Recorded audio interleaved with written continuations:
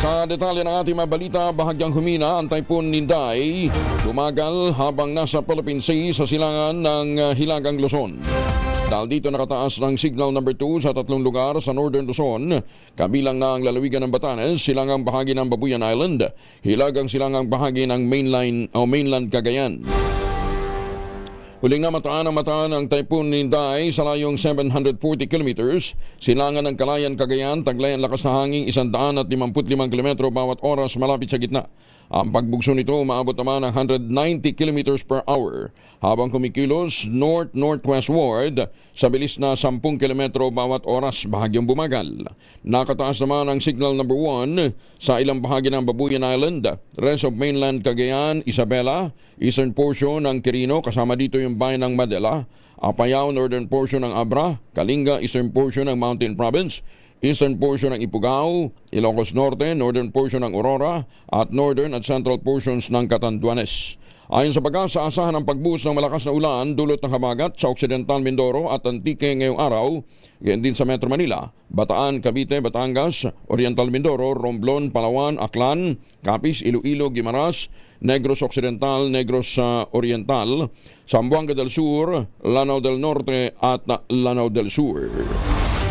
Sa loob ng ating Philippine Area of Responsibility kaninang alas 3 or alas 4 na madaling araw, ito ay huling namataan na nasa may layong 620 kilometers silangan ng Basco, Batanes. Nagtataglay ng pinakamalakas na hangin na 150 kilometers per hour at bugso na abot sa 185 kilometers per hour. Kumikilos sa direksyong Hilagang Kanluran sa bilis na 20 kilometers per hour at etong bagyo nga ito ay magdadala ng signal number 2 sa Batanes, eastern portion ng Babuyan Islands at ang northeastern portion ng mainland Cagayan.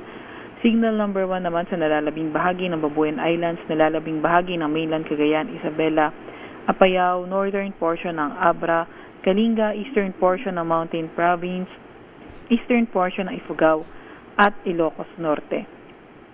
Samantalang meron din tayong gale warning. Yan ay sa northern at eastern seaboards ng Luzon. Kaya kung maaari, huwag mo na pumalaot sa mga lugar na iyon dahil sa posibleng maalon hanggang sa napakaalong karagatan. Meron din naman tayo inaasahan na malalakas na mapag-ulan kaugnay ng bagyo, 50 to 100 mm posible sa Batanes.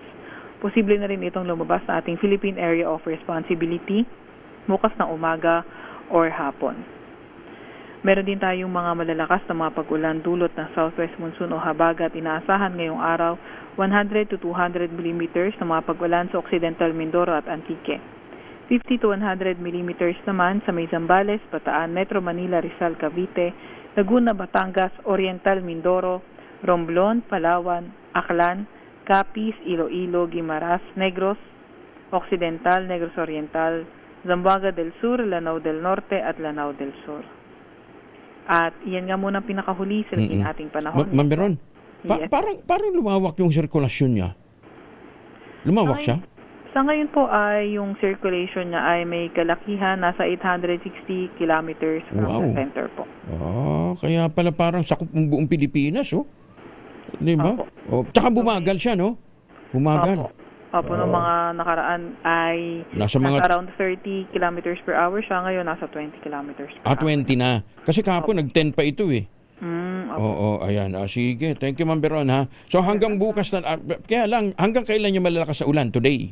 So inaasahan po natin na kahit po lumabas na ng PAR natin itong si Bagyong Inday, may mga malalakas na pag-ulan pa rin na posibleng idulot itong southwest monsoon o habagat sa mga susunod din na araw.